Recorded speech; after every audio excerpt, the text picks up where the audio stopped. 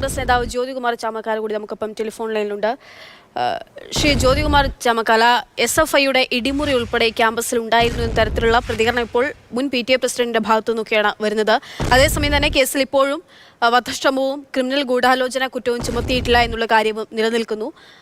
ക്യാമ്പസിൽ SFI രാജാണോ നിലനിന്നിരുന്നത് എന്ന തരത്തിലുള്ള ചോദ്യങ്ങൾ ഉയരുന്നുണ്ട്. ഒപ്പം തന്നെ ഈ ഒരു നടപടി, പോലീസിന്റെ ഈ ഒരു നടപടിയെ എങ്ങനെയാണ് അങ്ങ് നോക്കിക്കാണുന്നത്? ക്യാമ്പസിൽ SFI രാജാണ് എന്ന കാര്യത്തിൽ ആർക്കും ഒരു തർക്കമുണ്ടെന്ന് തോന്നുന്നില്ല. കേരളത്തിൽ കേട്ടുകേഴ്വി പോലും ഇല്ലാത്ത രീതിയിലാണ് ഇത്തരത്തിലുള്ള ചെറുപ്പക്കാരനെ അലിഖിത നിയമത്തിലൂടെ ഇല്ലായ്മ ചെയ്യുന്നത്. അലിഖിത നിയമം ഇന്നത്തെ കോമയിൽ പറയുമ്പോൾ അത് പോലീസ് തന്നെയാണ് ആ അലിഖിത നിയമത്തെ കുറിച്ച് അവരുടെ റിമാൻഡ് റിപ്പോർട്ടിൽ പറഞ്ഞിരിക്കുന്നത്. അപ്പോൾ അത്തരത്തിൽ അലിഖിത നിയമം നിലനിന്നിരുന്നു എന്ന് പോലീസ് തന്നെ സമ്മതിക്കുന്നു.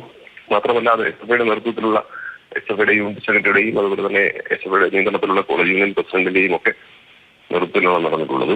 അതിനപ്പുറത്തേക്ക് ഇപ്പൊ കേസ് ദുർബലപ്പെടുന്ന രീതിയിലേക്ക് പലരെയും ചോദ്യം ചെയ്യാൻ കൊണ്ടുവരുന്നുണ്ട്, വളരെ കുപ്പിയെടുക്കാൻ കൊണ്ടുവരുന്നുണ്ട്, അതുപോലെ തന്നെ തെല്ലെടുക്കാൻ കൊണ്ടുവരുന്നുണ്ട്. പക്ഷെ പോലീസ് പതിയെ ഇതിൽ നിന്ന് പിന്നാക്കം പോകുന്നുണ്ടോ എന്ന് സംശയിക്കത്തക്ക രീതിയിലാണ് നടപടികൾ ഉണ്ടായിക്കൊണ്ടിരിക്കുന്നത്. സിദ്ധാർത്ഥിന്റെ പിതാവ് തന്നെ കൃത്യമായി പറഞ്ഞിട്ടുണ്ട്, കൊലപാതകം നടത്തിയവരാണ്, അവർക്കെതിരെ കൊലക്കുറ്റം ചുമത്തണം എന്ന ന്യായമായ ആവശ്യം അത് പോലീസ് കണ്ടിട്ട് പഠിക്കുന്നു.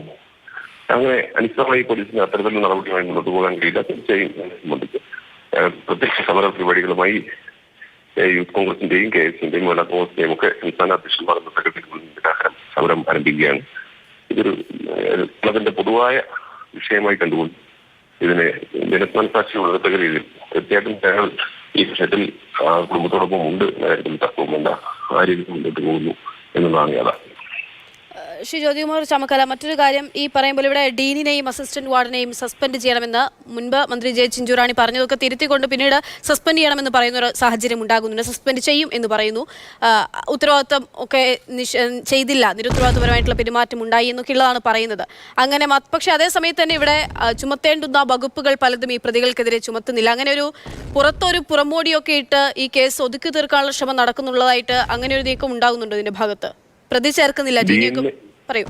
ഡീനെയും അതുപോലെ തന്നെ ഫിസിക്കൽ എഡ്യൂക്കേഷൻ ഡയറക്ടർ കൂടിയായ ഫിസിക്കൽ എഡ്യൂക്കേഷൻ അധ്യാപകൻ കൂടിയായ അസിസ്റ്റന്റ് വാർഡനും കൂടിയാണ്. രണ്ടുപേരെയും ആ നിമിഷം തന്നെ സസ്പെൻഡ് ചെയ്യപ്പെടേണ്ടതായിരുന്നു. കഴിഞ്ഞ 18-ാം തീയതി നടന്ന മരണവുമായി ബന്ധപ്പെട്ട് ഇപ്പോഴും അവർ സർവീസിൽ തുടരുന്നു എന്ന് പറയുന്നത് അത് കേരളീയ സമൂഹത്തോട് കാണിക്കുന്ന വെല്ലുവിളിയാണ് എന്ന കാര്യത്തിൽ തർക്കവുമില്ല. ആദ്യം മന്ത്രി പലതും പറഞ്ഞു, കഴിഞ്ഞ 2 ദിവസമായി സസ്പെൻഷൻ നൽകാൻ ഞാൻ ഉത്തരവ് നൽകിയിട്ടുണ്ട് എന്ന് പറയുന്നതിനപ്പുറത്തേക്ക് ആ സസ്പെൻഷൻ ഉത്തരവ് ഇറങ്ങാൻ വൈകുന്നതിന്റെ കാരണത്തെക്കുറിച്ച് ഇപ്പോഴും നമുക്ക് ആർക്കും ബോധ്യപ്പെടുന്നില്ല. ഒരാളെ അന്വേഷണ വിധേയമായി സസ്പെൻഡ് ചെയ്യുന്നതിന് ഒരു വരി സെക്രട്ടറിയിൽ അടിച്ച് ഒപ്പിട്ട് നൽകിയാൽ സസ്പെൻഷൻ ഓർഡർ ആവും. ഗവർണർ എത്ര ഫാസ്റ്റ് ആയിട്ടാണ് വൈസ് ചാൻസലർ സസ്പെൻഡ് ചെയ്തത്.